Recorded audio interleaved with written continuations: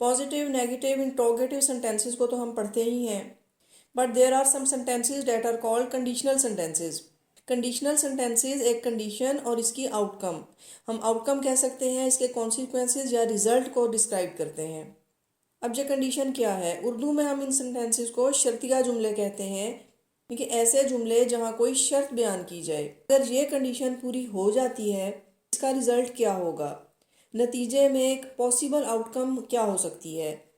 ये शर्तिया जुमले कई इकसाम के हैं जिन्हें हम आगे चल के देखते हैं, लेकिन इतना याद रखें कि अगर किसी सेंटेंस में कोई भी कंडीशन किसी भी तरह से पाई जाएगी, वो मुमकिन है या नामुमकिन है, रियल है या इमेजिनरी है, सिर्फ ख्याली है, तो भी किसी भी सूरत में ये सेंटेंस कंडीशनल सेंटेंस ही कहलाएगा। अगर आप थोड़ा सा गौर करें या रिकॉल करें तो हमें याद होगा कि हम अपने अर्ली चाइल्डहुड से ही इस किस्म के सेंटेंसेस सुनते रहते हैं। हमें अक्सर इस किस्म के जुमले सुनने को मिलते हैं कि अगर आप अकेले बाहर जाएंगे तो गुम हो जाएंगे, शरारत करेंगे तो डांट पड़ेगी, आइसक्रीम खाओगे तो बीमार हो जाओगे, अगर टीथ ब्रश नहीं किए तो खाना नहीं मिलेगा, वगैरह वगैरह। तो ये तमाम जुमले शर्तिया जुमले ही कहलाते हैं। इन्हें हम कंडीशनल सेंटेंसेस कहते हैं कि इनमें एक कंडीशन बयान की जाती है। उम्मीद है कि आपको कंडीशनल सेंटेंसेस का आइडिया हो जाएगा। इंग्लिश में इन कंडीशंस को बयान करते हुए टेंस और स्ट्रक्चर का ख्याल रखना ज़रूरी होता है, अदरवाइज इनका मीनिंग चेंज हो सकता है या ग्रामेटिकल मिस्टेक्स हो सकती है। कंडीशनल सेंटेंसेस के दो पार्ट्स होते हैं and these parts are called clauses. इस पार्ट को हम क्लॉज कहते हैं। क्लॉज क्या है? ये सेंटेंस का एक पार्ट है।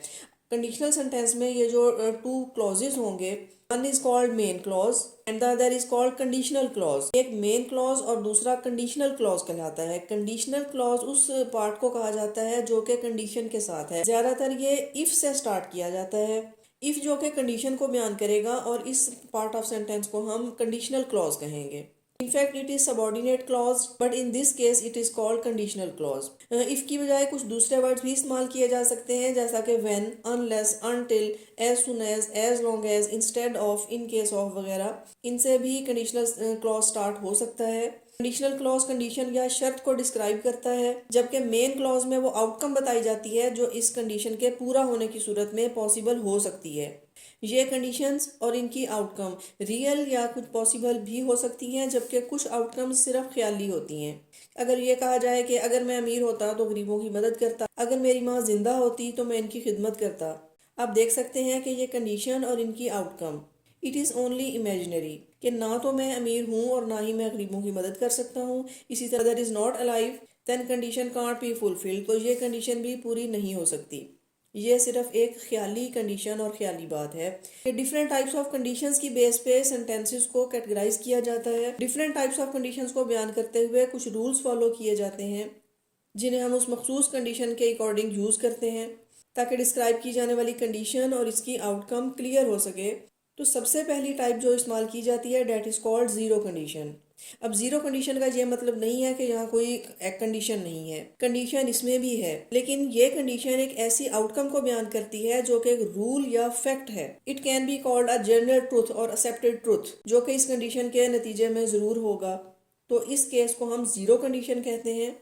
जैसा जब सूरज गुरूब होने लगता है तो अंधेरा छा जाता है, बर्फ को गर्म किया जाए तो ये पिघल जाती है, जो वर्जिश करते हैं वो सेहतमंद रहते हैं। सेंटेंसेस में एक ऐसी कंडीशन और आउटकम की बात हो रही है जो कि आम हकीकत है और आमतौर पर सच समझे जाते हैं। इंग्लिश में इन्हें किस तरह से ट्रांसलेट किया जाता है, आइए देखें। If you do not brush your teeth you get cavities. अगर आप टीथ ब्रश नहीं करते तो दांतों में कीड़ा लग जाता है। देखिए, इस सेंटेंस को इस तरह से भी लिखा जा सकता है, you get cavities if you do not brush your teeth. यहाँ आप मेन क्लॉज और कंडीशनल क्लॉज को देख सकते हैं। इफ के साथ जो क्लॉज है, if you do not brush your teeth, it is conditional clause, and you get cavities, it is main clause. Main clause and conditional clause can be interchangeable in this condition, के इस condition के sentences में these two clause can be changed, इन्हें interchange किया जा सकता है, यानी कि मेन क्लॉज पहले और कंडीशनल क्लॉज बाद में, या फिर कंडीशनल क्लॉज पहले और मेन क्लॉज बाद में। इस तरह से मीनिंग में कोई फर्क नहीं पड़ता।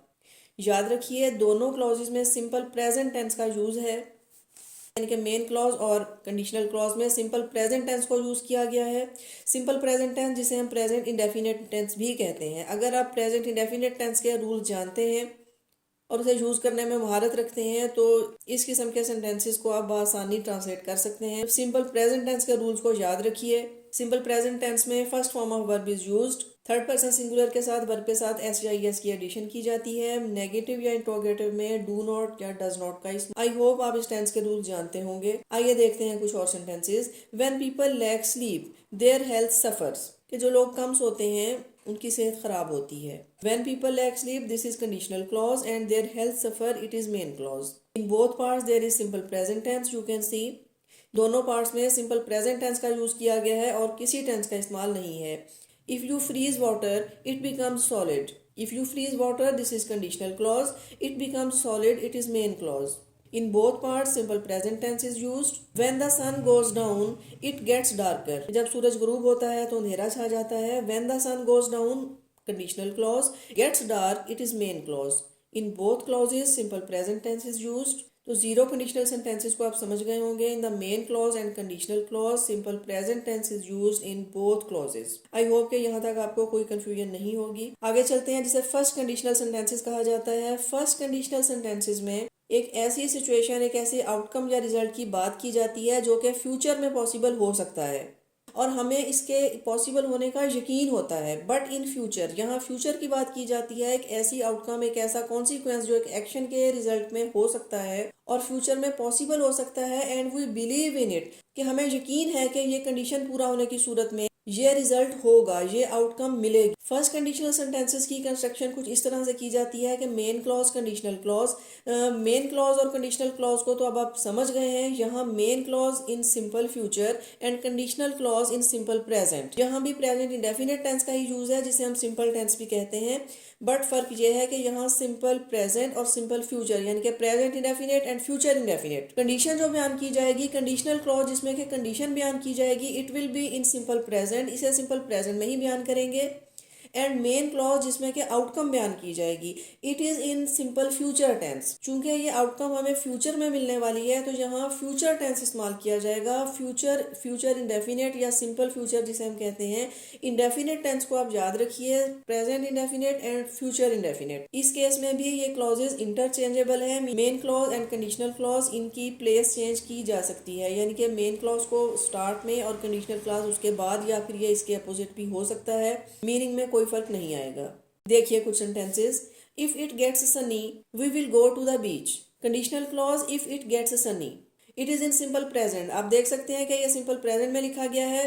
Conditional clause if it gets sunny, कि अगर धूप निकलती है, we will go to the beach, तो हम बीच जाएंगे। It is the outcome, it is describe in simple future tense, we will go. I hope इसको भी आप आसानी से समझ लेंगे। नेक्स्ट देखिए, Emerson will show his potential if he wins. यहाँ कंडीशनल क्लॉज को बाद में बयान किया गया है। If he wins, conditional clause is if he wins, it is in simple present tense. And Emerson will show his potential, it is the main clause that is in simple future tense. When I finish work, I will call you. When I finish work, it is conditional clause that is starting with the word when, and I will call you, it is the main clause. It is the outcome.